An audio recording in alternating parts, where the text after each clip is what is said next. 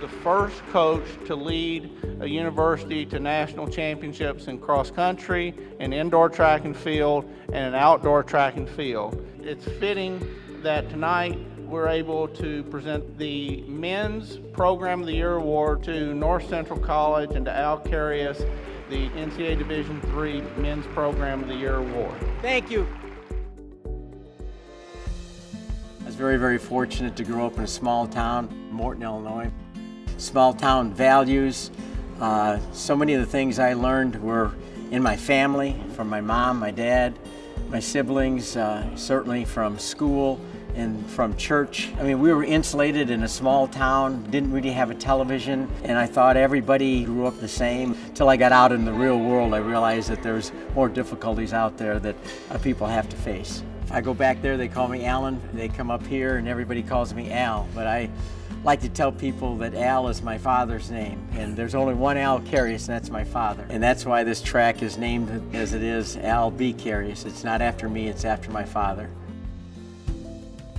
I think when I was a typical high school athlete, I wanted to be a Major League Baseball player. I wanted to be a professional football player. I wanted to play for University of Illinois. I played 2 years of football, tore my ligaments in my left ankle, really spent a lot of time on the bench in basketball. Reality did set in and say, you're not going to play football for Illinois and you're not going to play basketball for Illinois. And I can't hit a curveball, but running is something that I can put my effort into and get results back. The harder I worked, the better results I was getting, and so I got a great sense of satisfaction from running and the feeling that I got from seeing myself improve. Most people today don't even know that I was ever a runner. I was a quarter miler, but I really wasn't that fast. I wanted to run with the University of Chicago Track Club. Ted Hayden was like a father mentor for me, and he was the epitome of the person that looked at sport and said,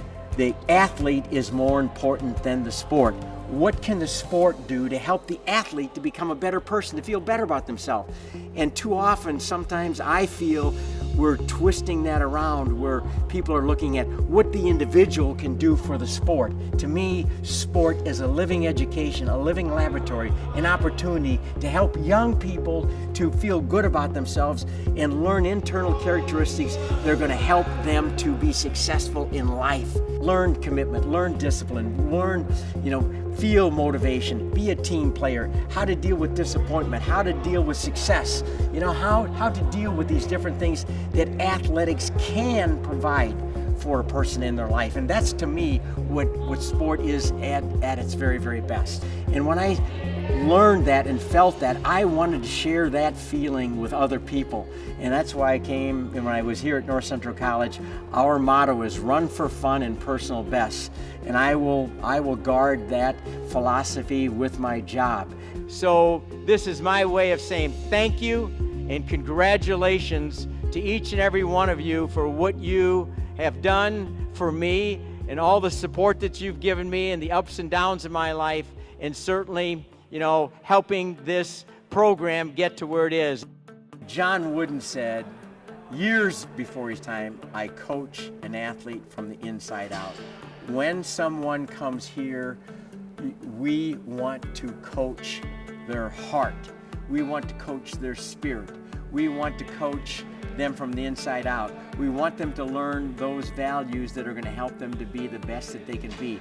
And there's a synergistic effect. When you get a group of guys that have that feeling, collectively, that's what synergy is all about. If this person's inspired, even if he's not very good, this guy's inspired and we're supporting one another, it's like a fire. The energy that comes together with everybody where they're supporting each other selflessly, having fun together, elevates everybody to a higher level, and that's what synergy is. We won the national championship, not necessarily because we had the most talent of anybody else. We won the national championship because we were rock solid, glued together. We had an invisible bond where these men went to the line and said, we will not quit for one another. One of the advantages of being someplace for 49 years, and I told my students this the other day, is all the failure I've had, all the disappointment I've experienced. A wise man will learn from his mistakes and then not repeat them again. So what have I learned? I've learned what I believe is the best path, the best, process, the best values, the best things to do to help young people to be successful. But have I always been successful in that process? No, I've learned from trial and error. So luckily, North Central College has kept me around for 49 years. I hope to be able to do this as long as possible. What advice would you give to kids about success and overcoming challenges? Everybody is going to have adversity, is going to have challenges. It's an evolutionary process, really, that success breeds success, that, and every time you have something that goes well, you get a bit of confidence, from that. I don't think there is such thing as overconfidence at all. I think confidence is something that's accumulated. We want to make sure that we're allowing people to have little successful experiences, and from that, people build confidence. From that, people want to repeat the activities in which they find satisfying. My name may be on this award, but that award, and I mean this from the bottom of my heart, is not about me.